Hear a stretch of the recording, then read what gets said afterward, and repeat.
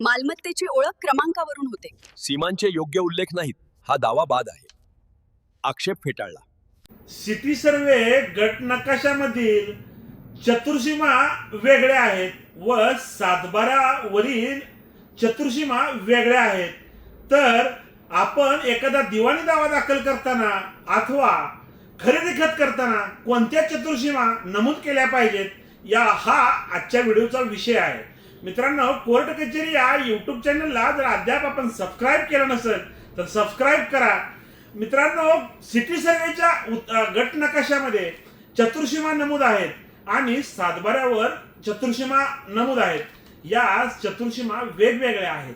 म्हणजे सिटी सर्वेला ज्या चतुर्सीमा आणि सातबाऱ्याच्या चतुर्सीमा यामध्ये जर फरक असेल आणि त्या क्षेत्राबाबत एखादा वाद निर्माण झाला अथवा ते क्षेत्र आपल्याला एखाद्याला विक्री करायचे आहे तर त्यावेळेस आपण कोणत्या चतुर्सीमा नमूद केलेल्या पाहिजेत याबाबतची सविस्तर माहिती या व्हिडिओच्या माध्यमातून आपण पाहूया. मित्रांनो, की सिटी सर्वे गट नकाशा हे महत्वाचं की बाबा सिटी सर्वे गट नकाशा जो असतो तो सिटी सर्वेचा गट नकाशा हा मूळ गटाचा असतो. त्याचा मूळ गट त्याच्यात असणाऱ्या नमूद चतुर्सीमा ज्या आहेत ती मूळ गटाच्या चतुर्सीमा नमूद केलेल्या असतात आणि सातबाऱ्याच्या उतार्यावर ज्या नमूद केलेल्या चतुर्सीमा असतात त्या चतुर्सीमा ह्या फेरफारद्वारे नमूद केलेल्या असतात.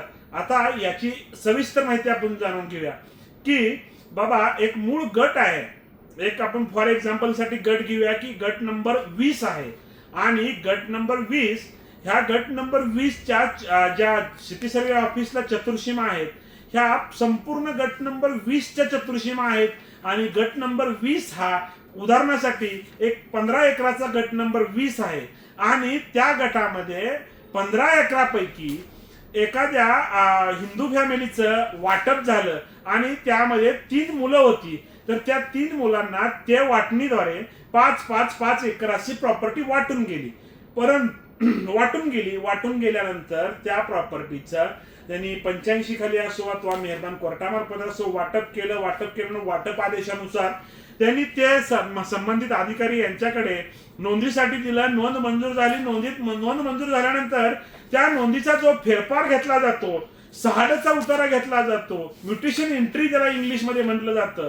त्या म्युटेशन एंट्रीमध्ये पूर्व बाजूला, पश्चिम बाजूला, दक्षिण बाजूला, उत्तर बाजूला या वाटपामध्ये एक्स या व्यक्तीला दिलं. परत पूर्व पश्चिमच्या कोपऱ्यामध्ये वाय याला दिलं, उत्तर दक्षिण कोपऱ्यामध्ये झेड याला दिलं. असे प्रॉपर्टीचं जर वाटप झालेलं असेल आणि त्या फेरफारमध्ये त्याच्या चतुर्सीमा आपण नमूद केलेल्या असतात.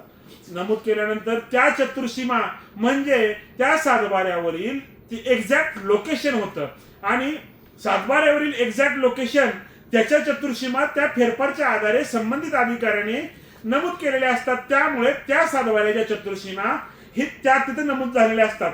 परंतु सिटी सर्वेचा जो गट नकाशा आहे तो गट नकाशा हा 100% संपूर्ण 15 एकराचा असल्या कारणानं 100% गट नंबर 20च्या 15 एकर क्षेत्राच्या ज्या मूळ चतुर्सीमा आहेत पूर्व, पश्चिम, दक्षिण, उत्तर त्या मूळ चतुर्सीमा त्या गट नकाशामध्ये नमूद असल्या कारणानं त्या गट नकाशातल्या चतुर्सीमा आणि सातबाऱ्यावरील चतुर्सीमा ह्या वेगळ्या असू शकतात.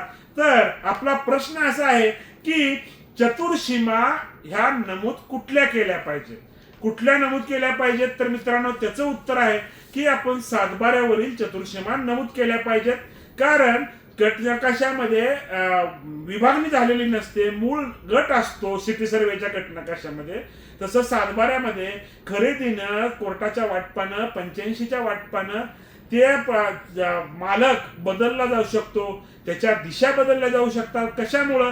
कारण त्या मूळ गटामधील ठराविक क्षेत्र विक्री केलं किंवा वाटून दिलं तर त्या गटाच्या मूळ क्षेत्रामध्ये जे डिवाइड झालेलं क्षेत्र आहे त्याच्या चतुर्सीमा वेगळ्या होतात, उर्वरित क्षेत्राच्या चतुर्सीमा वेगळ्या होतात आणि त्याचं खरेदी खत जर एखाद्या विशिष्ट गटाचं विशिष्ट 15 एकरापैकी 5 एकराचं आपल्याला खरेदी खत एखाद्या व्यक्तीला द्यायचं आहे, देत असताना मूळ गट नकाशामधल्या चतुर्सीमा नमूद करणं हे नाही चुकीचं होणार आहे. तर आपण ज्या सातबाऱ्यावरील ज्या चतुर्सीमा आहेत त्या चतुर्सीमा नमूद केल्या पाहिजेत, जेणेकरून एक्झॅक्ट लोकेशन आपल्याला ट्रेस करता येईल की एक्झॅक्ट लोकेशन म्हणजे की बाबा उत्तर बाजूला हे, पूर्व बाजूला हे, दक्षिण बाजूला हे आणि पश्चिम बाजूला हे, एवढ्या क्षेत्राचं एवढ्या मूळ गटापैकी एवढं क्षेत्र मी या लोकांना खरेदी देत आहे, या लोकांना वाटून देत आहे, त्यामुळे त्या व्यक्तीचं त्या क्षेत्रामध्ये त्या चतुर्सीमेमध्ये मालकी हक्क आहे हे आपल्याला लोकेशन ट्रेस करणं सोपं होईल. त्यासाठी आपण एखादा खरेदी खत अथवा वाटप करीत असताना शेती सर्वेच्या गट नकाशातील चतुर्सीमा नमूद न करता सातबाऱ्यावरील फेरफारद्वारे ज्या चतुर्सीमा नमूद केलेल्या आहेत त्या चतुर्सीमा त्या दस्तामध्ये त्या दाव्यामध्ये नमूद करणं गरजेचं आहे. मित्रांनो, अशाच प्रकारची नवनवीन कायदेविषयक माहिती जाणून घेण्यासाठी अद्याप जर तुम्ही आमच्या कोर्ट कचेरी या युट्यूब चॅनलला सबस्क्राईब केलं नसेल तर सबस्क्राईब करा. त्यासोबतच कोर्ट कचेरी ऑफिशियल इंस्टाग्राम व कोर्ट कचेरी ऑफिशियल फेसबुक पेजला फॉलो जरूर करा. धन्यवाद.